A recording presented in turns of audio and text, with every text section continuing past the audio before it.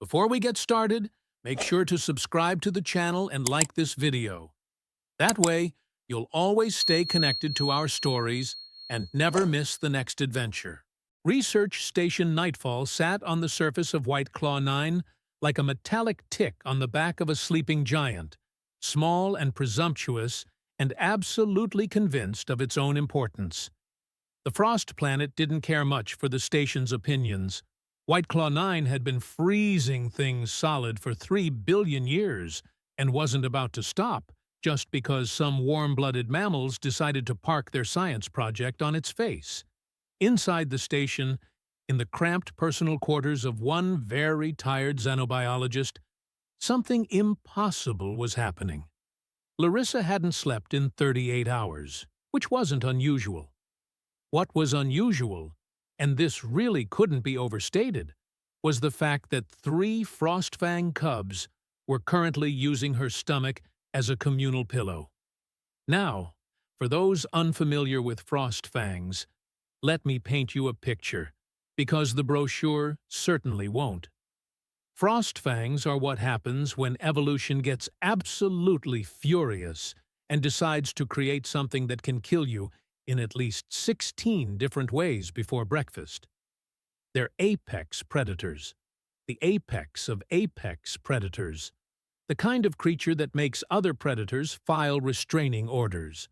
Adult Frostfangs stand roughly 2 meters at the shoulder, possess retractable claws that can shred through hull plating, and have a bite force that, well, let's just say the research team stopped measuring after the hydraulic press broke. They're covered in thick white fur that camouflages perfectly against White Claw 9's endless snow. And their eyes, 6 of them arranged in 2 rows, glow with a bioluminescent amber. That's the last thing most prey animals ever see. Terrifying creatures. Absolute nightmares.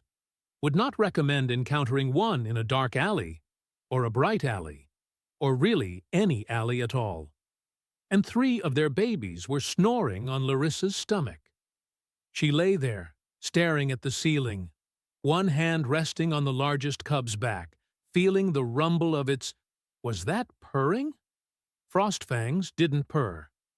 The xenobiology database was very clear on this point. And yet here she was, human alarm clock set to mauled, with what sounded distinctly like purring vibrating through her ribcage. The cubs were about the size of large dogs, all oversized paws and ears they hadn't quite grown into yet. Their fur was softer than anything that deadly had a right to be, and their teeth, visible even in sleep, were like rows of tiny daggers that occasionally poked her when one of them shifted position. Sentinel, the station's AI, had been having what could only be described as an electronic nervous breakdown for the past 6 hours. Biological hazard detected, Sentinel announced for the 83rd time, its normally calm voice edged with something that almost sounded like exasperation. Predator species in unauthorized cohabitation with human personnel. Recommend immediate quarantine protocols. Sentinel, Larissa whispered, trying not to wake the cubs. If you mention quarantine one more time, I'm shutting off your sensors in this room. That would be inadvisable. Current readings indicate that I'm being used as a mattress by 3 animals that could theoretically rip my throat out. Yeah, I'm aware. I'm very, very aware. Then why? Because they're orphans, Sentinel. What was I supposed to do? Leave them out there?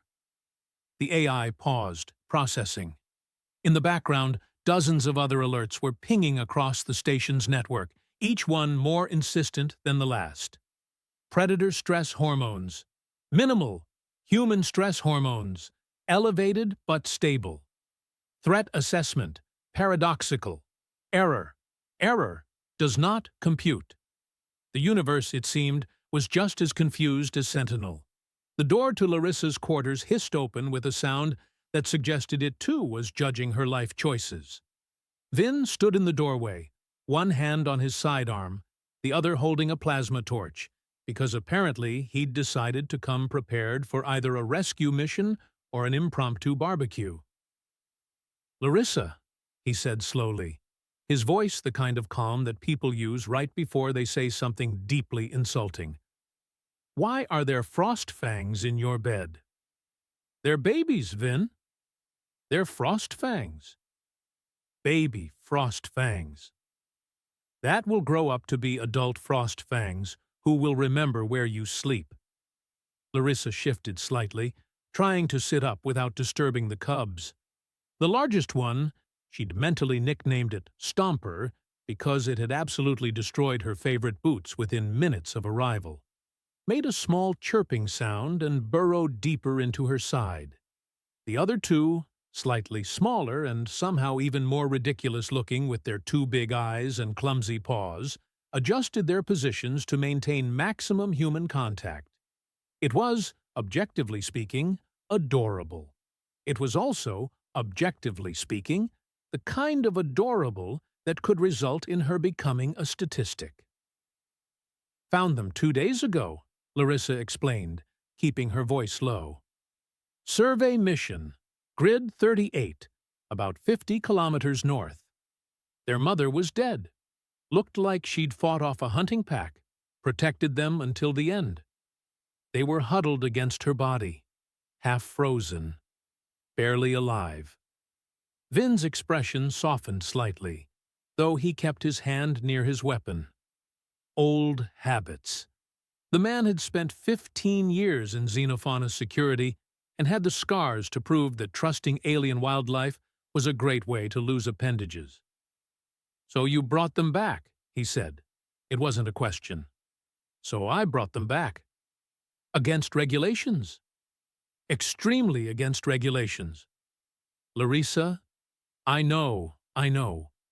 Unauthorized wildlife acquisition, failure to report potentially dangerous fauna, violation of about 800 different protocols that I definitely read and understood when I signed my contract."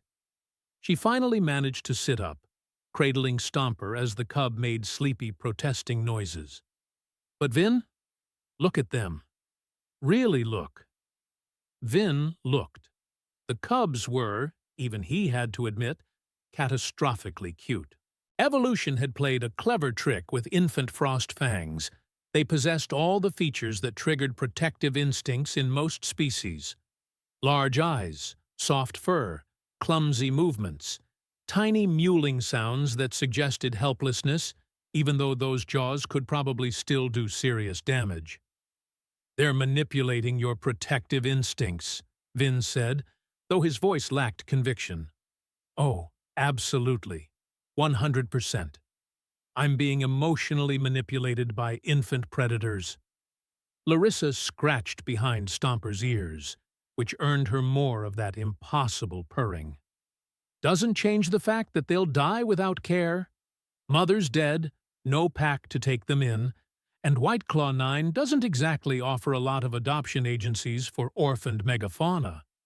Sentinel chose that moment to interject again. "Security Chief Vin, recommend enforcement of quarantine protocols. Predator cubs exhibiting anomalous attachment behavior. Human Larissa exhibiting anomalous survival behavior. Nothing about this situation aligns with established biological models." "Yeah, I got eyes, Sentinel. I can see the anomaly cuddling her like she's their mother." "That's the thing," Larissa said, excitement creeping into her voice despite the exhaustion. "They think I am. Or at least, I'm the closest thing to a mother they've got now. And get this. When I tried to put them in the containment habitat 3 hours ago, all their stress markers went critical. Heart rates spiked, cortisol through the roof. They started making these distress calls that I swear I could feel in my bones. And when you brought them back here? Instant calm, like flipping a switch. They curled up, fell asleep, and according to Sentinel's readings, they're healthier now than when I first found them." Vin holstered his weapon, though he didn't look happy about it. He stepped further into the room and immediately the cubs' heads snapped up, all 18 eyes focusing on him with an intensity that made his hand twitch back toward his sidearm. "Easy," Larissa murmured, and impossibly, the cubs relaxed. They watched Vin but didn't move, didn't growl, just observed with the kind of alert curiosity that suggested they were categorizing him as probably not food, but we'll keep our options open. "This is insane," Vin muttered. "This is xenobiology," Larissa countered. "Everything's insane until we understand it. Then it's just science with attitude." The smallest cub, the one Larissa had mentally named Whisper, because it was the quietest of the three and also because irony was fun, finally stood up on wobbly legs and padded toward Vin.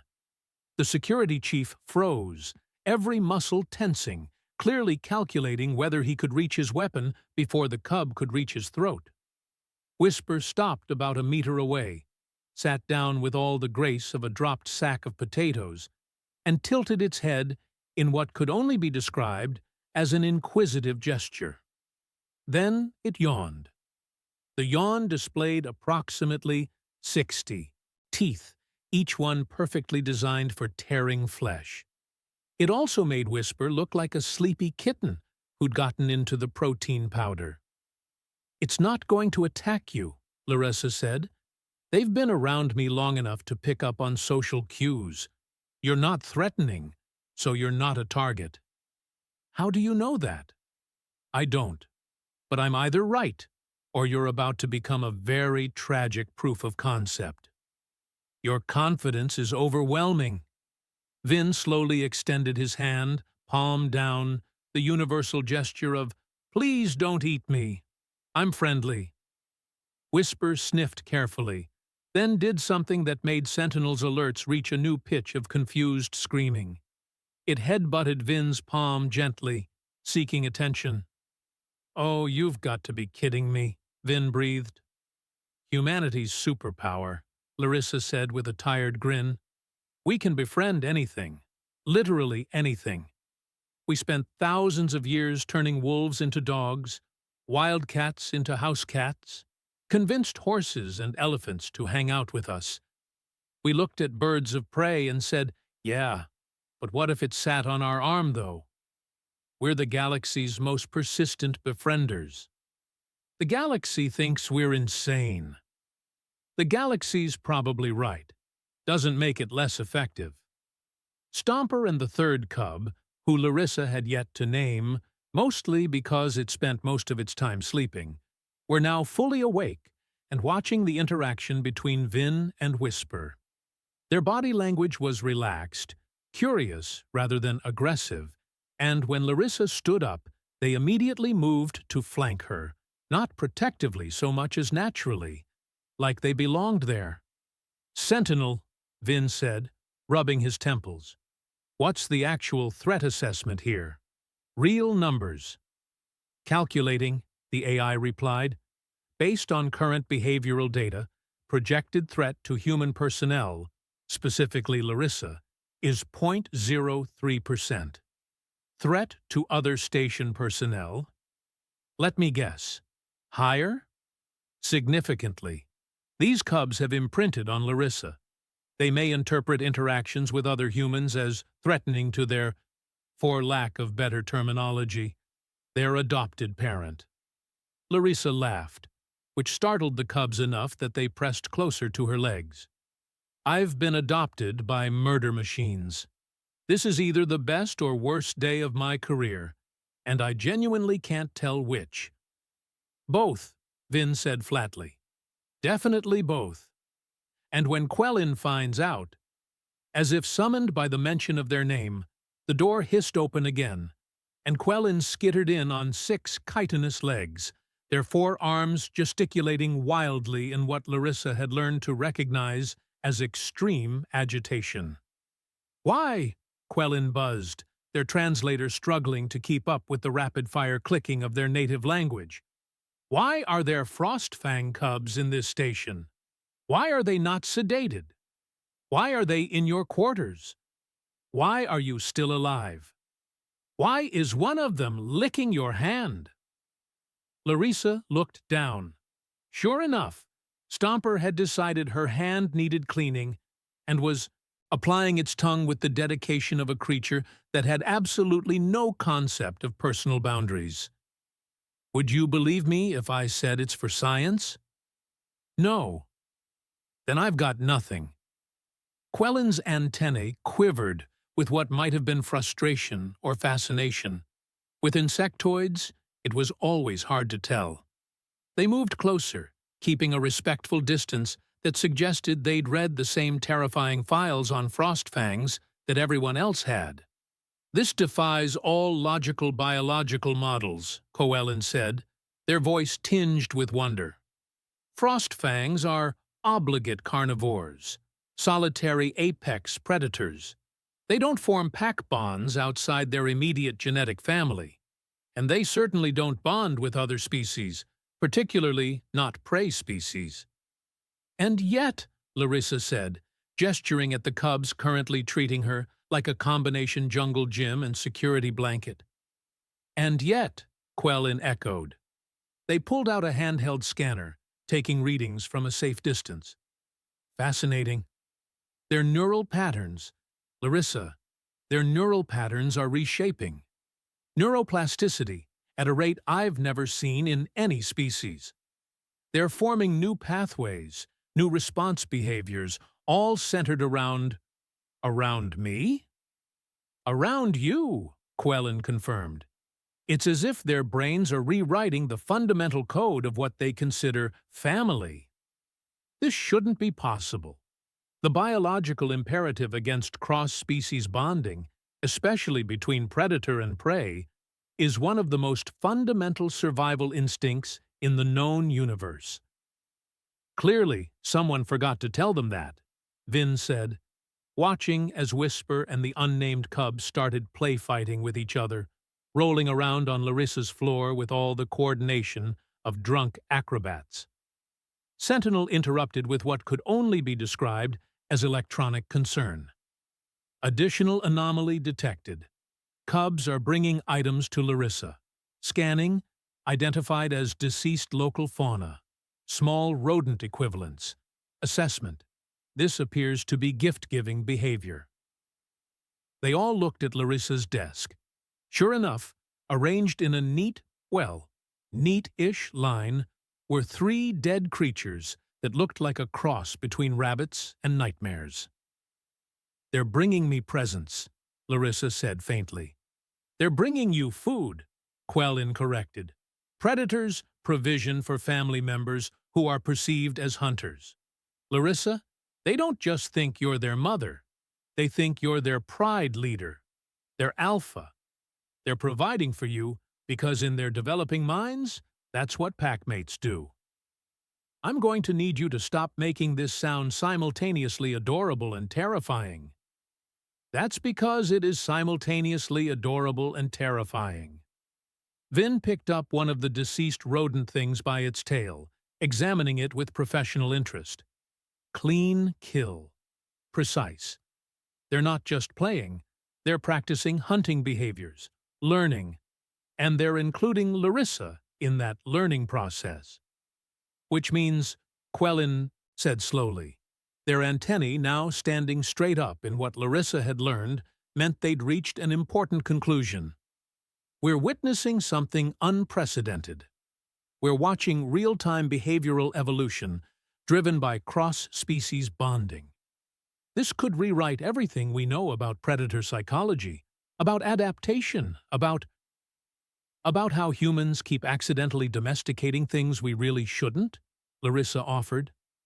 That, too. Yes. Stomper chose that moment to abandon Larissa's hand and waddle over to the pile of gifts, grabbing one of the rodents and dragging it toward her with clear intent. The message was obvious. Eat. You need to eat. We provided. Eat. I'm not eating that, Larissa said firmly. Stomper made a sound that somehow conveyed both confusion and disappointment. They're going to be very upset if you don't at least pretend to appreciate their efforts, Quellen observed. I'm not eating raw alien rodent to spare the feelings of infant predators. Your life, your choices. Larissa compromised by picking up the rodent, examining it with what she hoped looked like appreciation, then setting it aside. The cubs seemed satisfied with this, which suggested they had more social intelligence than anyone had given them credit for. "We have a problem," Vin said, his security training kicking back into gear. "Assuming we don't immediately euthanize these cubs." "Not happening," Larissa interjected. "Assuming that, then we need protocols. They're already bonded to you. Separation causes distress, but they're growing fast. In 6 months, they'll be twice this size. In a year, they'll be approaching adult proportions. What happens then? Then I have 3 very large, very dangerous friends who think I'm their pack leader," Larissa said. "We'll figure it out." "That's not a plan. It's a plan-adjacent concept." Sentinel, ever helpful, added its input. "Projections indicate significant facility modifications will be required. Food consumption rates for 3 adult frostfangs will strain current supply chains. Security protocols must be updated. Liability insurance must be—" "We get it, Sentinel," Larissa interrupted. "This is complicated. Everything in xenobiology is complicated. But we're not killing them, and we're not abandoning them, which means we adapt. That's what humans do. We adapt, we improvise, we make terrible decisions and somehow survive them through sheer stubbornness. And luck," Vin added. "So much luck."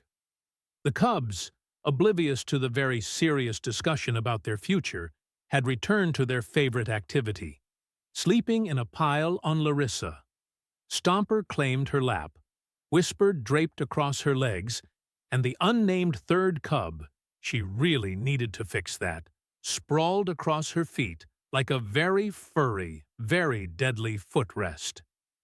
"They sleep in defensive formation," Quellin noted, their scanner still active. "Even in rest, they're protecting you, positioning themselves to intercept threats from multiple angles.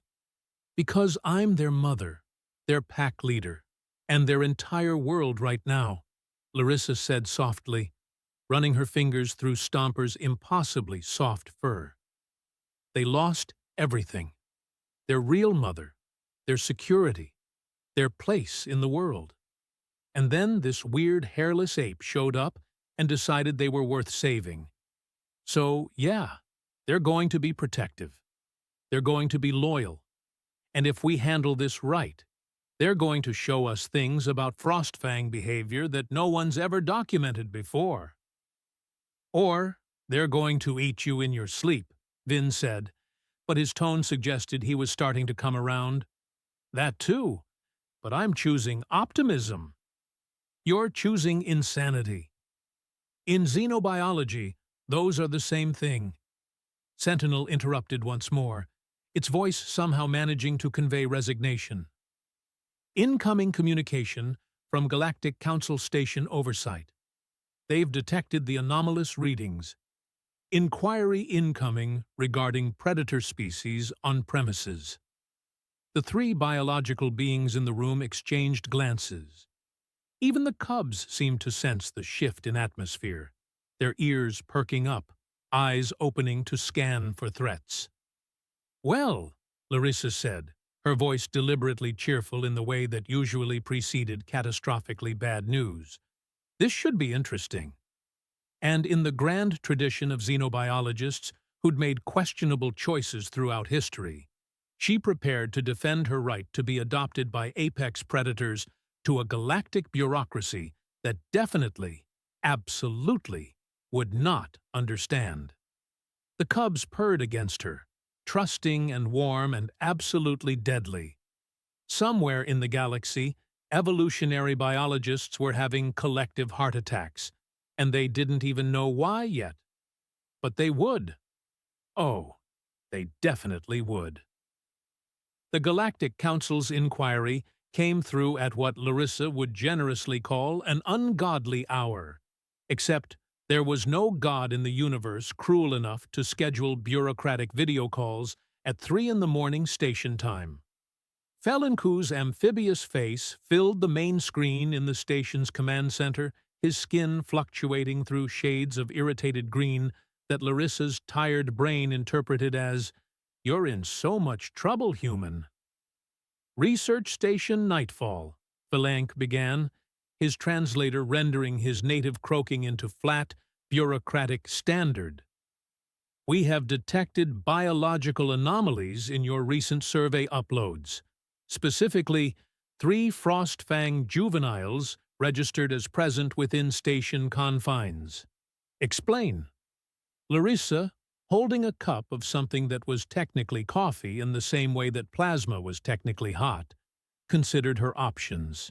She could lie, she could deflect, she could claim sensor malfunction, or she could do what humans did best: double down on the insanity. "They're orphans," she said simply. "I found them dying in the snow. I brought them back.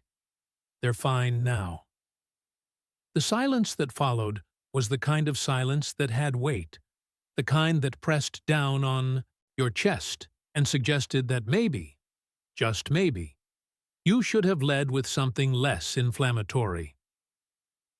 "You brought," Felank said slowly, his skin now cycling into shades that the translator unhelpfully rendered as apoplectic rage mixed with disbelief. 3 apex predators into a research station?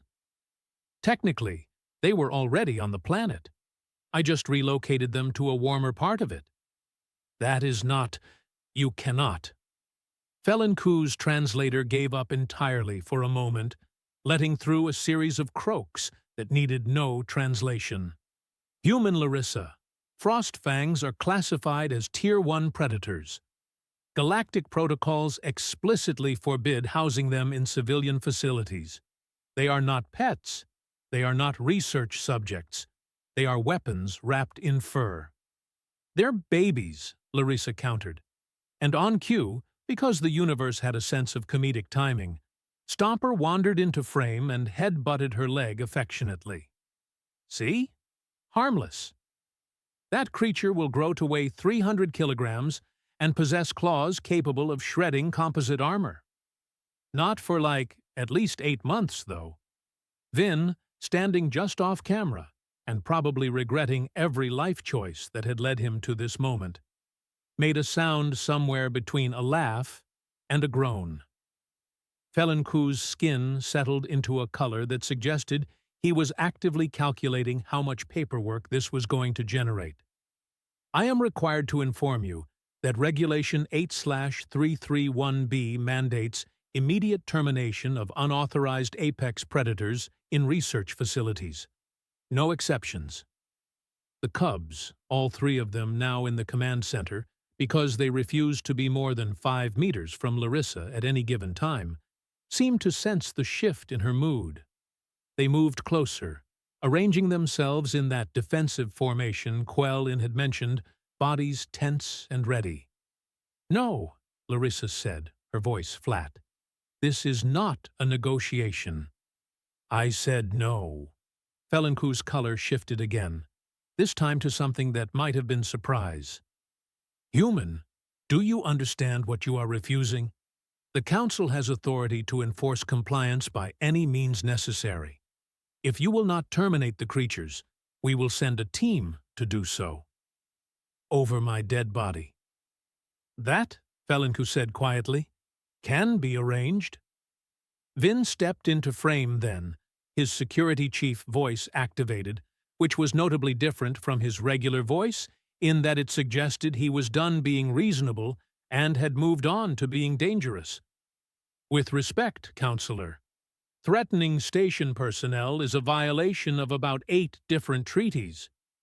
You want to come here and deal with 3 Frostfangs and their very protective human? Be my guest. We'll have body bags ready." "For the Frostfangs?" "For whoever you send." The standoff lasted approximately 15 seconds before Quellin, who'd been monitoring everything from their lab station, interjected through the comms with the kind of timing that suggested they'd been waiting for exactly this moment. "Counselor Felinku," they buzzed, their forearms typing frantically while they spoke. "I'm transmitting neural scan data from the Cubs. You'll want to review this before making any final decisions. I don't need... Look at the data." Something in Quellin's tone made Felinku pause. His massive eyes blinked in sequence, a sign of concentration, as he reviewed whatever information was flooding his terminal. The color changes that followed were rapid and contradictory. Surprise, confusion, disbelief, and what might have been academic curiosity. "This cannot be accurate," he said finally. "Triple-checked," Quellin confirmed. "The Cubs' neural pathways are restructuring in real time. They're developing social bonding centers that adult frostfangs don't possess.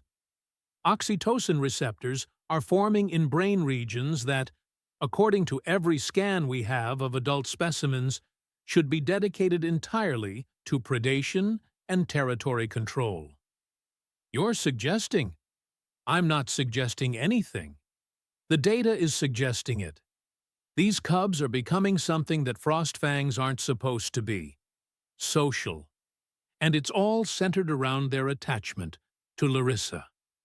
Larissa knelt down, and immediately all 3 Cubs pressed against her, seeking contact, seeking reassurance.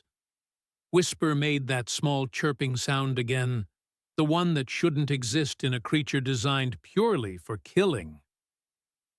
"Human biochemistry," Quellin continued, clearly enjoying the chance to lecture a council member, "produces a unique combination of pheromones when caring for young. Any young. It doesn't matter if they're human infants or alien predators. We trigger cross-species bonding responses that override normal behavioral patterns. The Cubs aren't just tolerating Larissa. They're neurologically dependent on her presence." "That's impossible." "And yet," Quellin said, with what might have been their species equivalent of a shrug, "here we are. Impossibility, cuddling with contradiction." Felinku was silent for a long moment, his skin cycling through colors too rapidly to follow.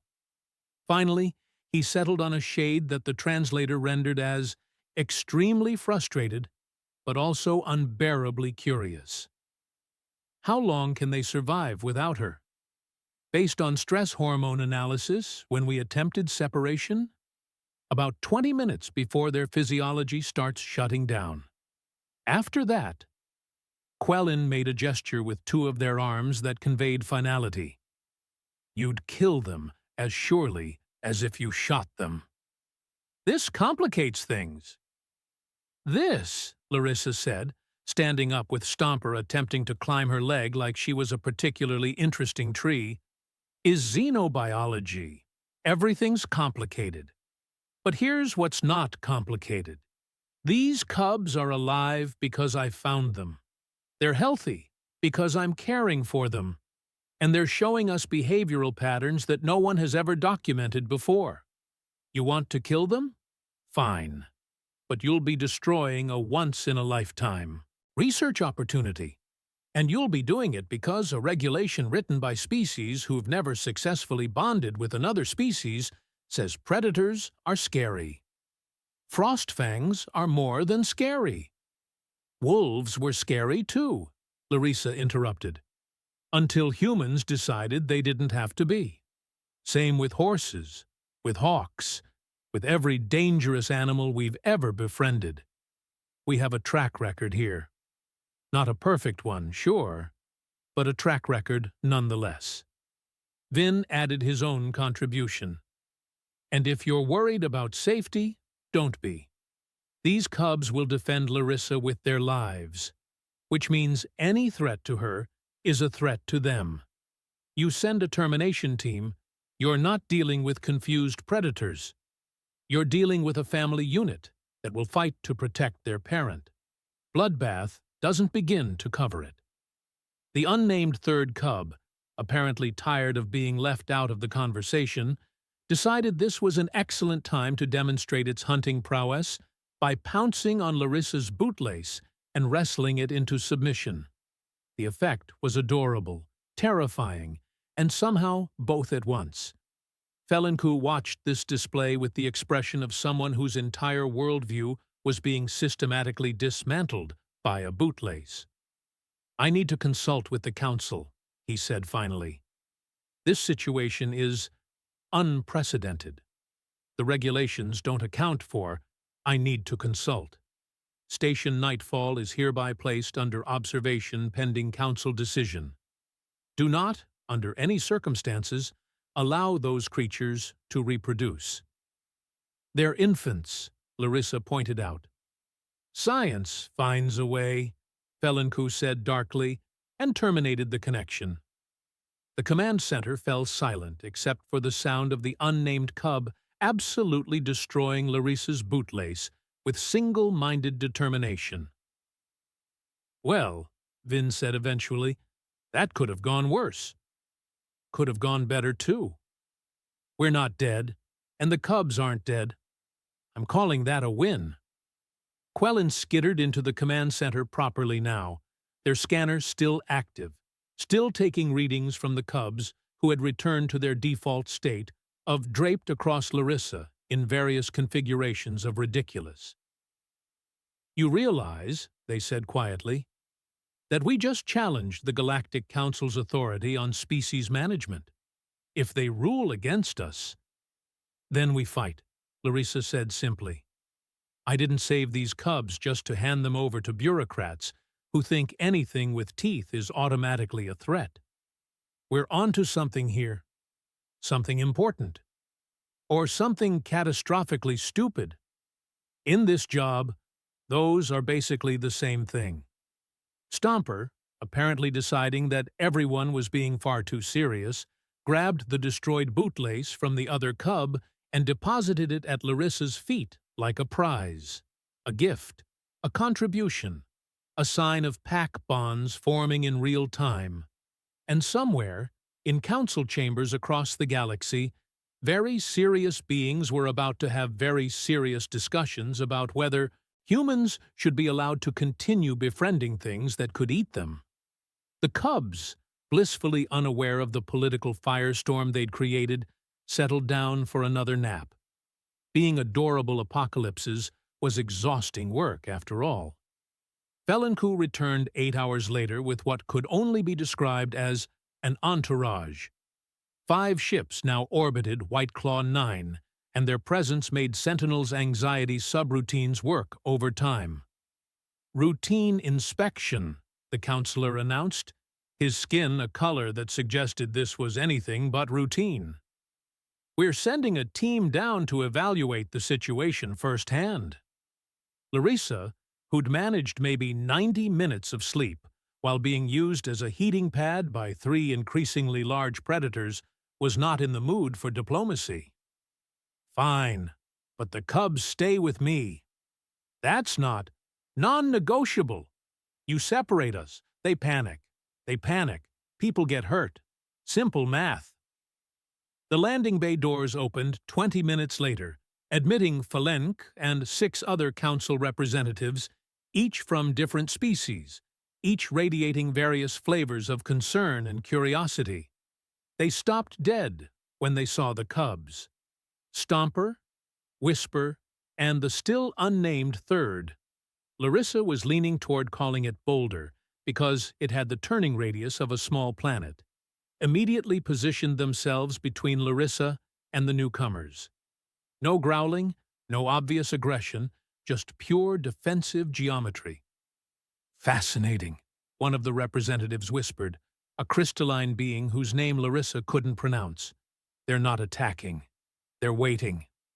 "Waiting for her signal," Quellen confirmed, appearing from the lab wing with tablets full of data. "The cubs have learned threat assessment from Larissa. If she's calm, they're calm.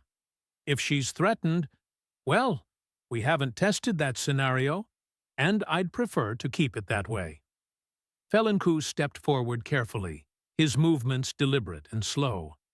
The cubs tracked him but didn't move, their 6 eyes per cub creating a wall of amber surveillance that was decidedly unnerving. "How long have they been like this?" "Since day one," Larissa said, scratching behind Stomper's ears. The cub leaned into her touch, but never stopped watching Felinku.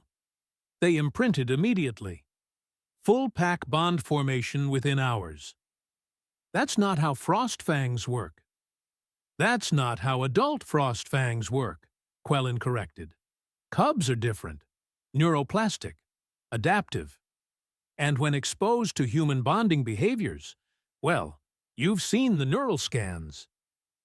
Another representative, this one vaguely reptilian with scales that shimmered purple, spoke up. "We've been reviewing historical data. Humans have done this before, repeatedly, across dozens of worlds, hundreds of species. You find dangerous animals and somehow convince them to be less dangerous around you."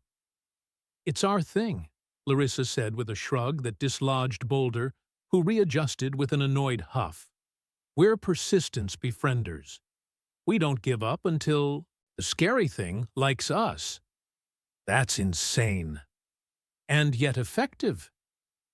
Felenku's skin cycled through colors that suggested he was wrestling with something fundamental. "The Council has been debating. Your species has been part of the galactic community for only 80 years.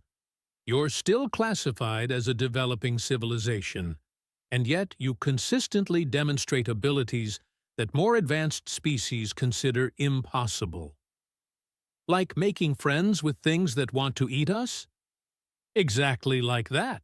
He gestured at the cubs. Regulation 8/331B was written to protect facilities from predator attacks. It was written by species who cannot conceive of coexisting with apex predators, who don't have your whatever this is, this ability. "Empathy," Larissa said quietly, "mixed with stubbornness and a fundamental refusal to accept that anything is truly unlovable. It defies logic. Most of the best things do." The crystalline representative moved closer, their form refracting light in hypnotic patterns. "If we allow this, if we permit humans to continue bonding with species deemed too dangerous for contact, we open questions we're not prepared to answer. Questions about the nature of sentience, about the definition of family, about whether our regulations are protecting us or limiting us. Heavy questions for 3 cubs who just want to nap," Vin observed from his position near the door. "Heavy questions that need answering," Felenku countered. "Because this isn't isolated. We've found similar cases on 18 other human-staffed stations. Different species, same impossible bonds. You're changing the behavioral landscape of entire ecosystems just by being yourselves." "Is that a bad thing?" "We don't know. That's the problem." Boulder chose that moment to pad over to Felenk and sit directly in front of him, tilting its massive head in obvious curiosity. The counselor froze, his skin flashing through rapid color changes that all translated to various degrees of terror. "Don't move," Larissa advised. "Boulder's just curious. Curious is safe. If the ears go back, that's when you run." "The ears are forward," Quellin noted helpfully. "That's investigative posture. Boulder wants to know what you are." Felenku remained absolutely still while Boulder sniffed carefully at his lower legs, processing information through senses humans couldn't fully understand. After a moment that felt like an hour, Boulder made a small chirping sound. Approval, maybe, or just acknowledgement, and returned to Larissa's side. "It could have killed me," Felenk said quietly.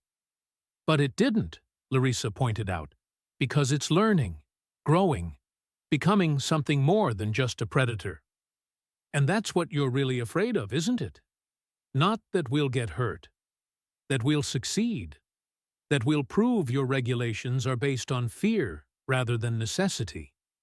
The silence that followed was broken only by the sound of Whisper deciding this was boring and initiating a wrestling match with Stomper that looked like a furry explosion in slow motion. "The Council," Felincu said finally, "is prepared to make a proposal." And in that moment, with 3 impossible predators playing at her feet, and the galaxy's bureaucracy finally acknowledging that maybe, just maybe, humans were onto something, Larissa understood that this was bigger than Cubs, bigger than one station. This was about rewriting the rules. And humans, as it turned out, were very good at that. Felincu's proposal was, in Larissa's professional opinion, absolutely bananas. "You want to study us," she said slowly, making sure she'd heard correctly over the sound of Stomper attempting to eat her datapad. "You want to turn Research Station Nightfall into a case study on human xenofauna bonding." "Not just study," the crystalline representative clarified. "Document, analyze, and, potentially, if your results prove consistent, establish new protocols for human interactions with previously prohibited species." "You're talking about rewriting decades of regulations," Vin said, his security chief instincts clearly wrestling with the concept of officially sanctioned chaos. "We're talking about acknowledging reality," Felincu countered, his skin settling into a resigned shade of green. 18 stations, 18 separate incidents of humans successfully bonding with species we classified as too dangerous for contact. The statistical probability of coincidence is effectively 0. Whatever you're doing, it's repeatable. That makes it science, not luck. Quellin was already pulling up data streams, their 4 arms working in synchronized enthusiasm. "We could establish baseline protocols, monitor development over extended periods, compare neural plasticity across species. This could be the foundation of an entirely new field. Interspecies behavioral psychology with humans as the catalyst variable." "You're making us sound like some kind of universal friendship chemical," Larissa muttered. "If the metabolic analysis fits," Quellin buzzed, which might have been their version of a shrug. Boulder, apparently bored with the conversation, flopped dramatically onto Larissa's feet with the full weight of an infant predator who was growing way too fast. Within months, this move would probably break bones. For now, it just cut off circulation. "What's the catch?" Larissa asked, because there was always a catch with bureaucracies. Felincu's color shifted to something translating as uncomfortable honesty. "If this fails, if any of those cubs attack someone, if the bonding proves unstable, if we determine that human intervention is causing more harm than good, we shut it down. Immediately. No appeals, no second chances. And the cubs? Would be relocated to appropriate facilities. Meaning killed. Meaning removed from situations where they pose risk." It was politician speak for the same thing, but Larissa let it slide because Boulder was now snoring on her feet, and she had bigger concerns than semantic arguments. "You're betting that we won't fail," she said. "We're betting that you can't help but succeed," the reptilian representative said, amusement coloring their tone. "Your species spent 10,000 years convincing wolves to become dogs. You took apex predators and turned them into companions who sleep in your beds and protect your young.